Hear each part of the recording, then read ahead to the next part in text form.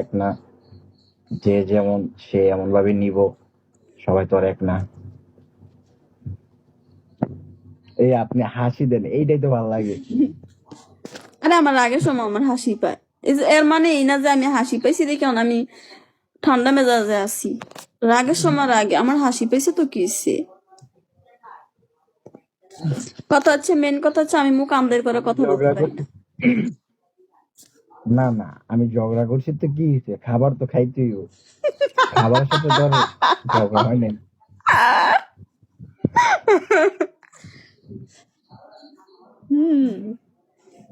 তাহলে তো ভাই বলো।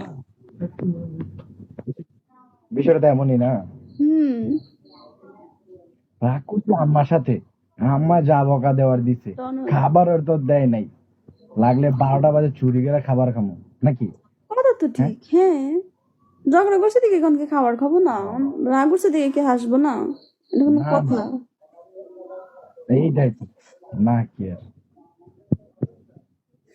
আচ্ছা, আমার মনে আছে, আপনি বলেন তো দেখি, আপনার এই লাইভে আমি কতদিন যাবত আসি, 1 মিনিটের জন্য হলেও?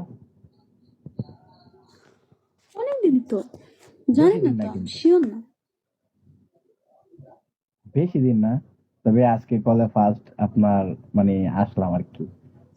মানে আপনি অনেক সময় দিয়ে অনেক মানে কি বলবো আপনারে, মানে আমি ভাষায় মানে প্রকাশ করতে পারতেছি না।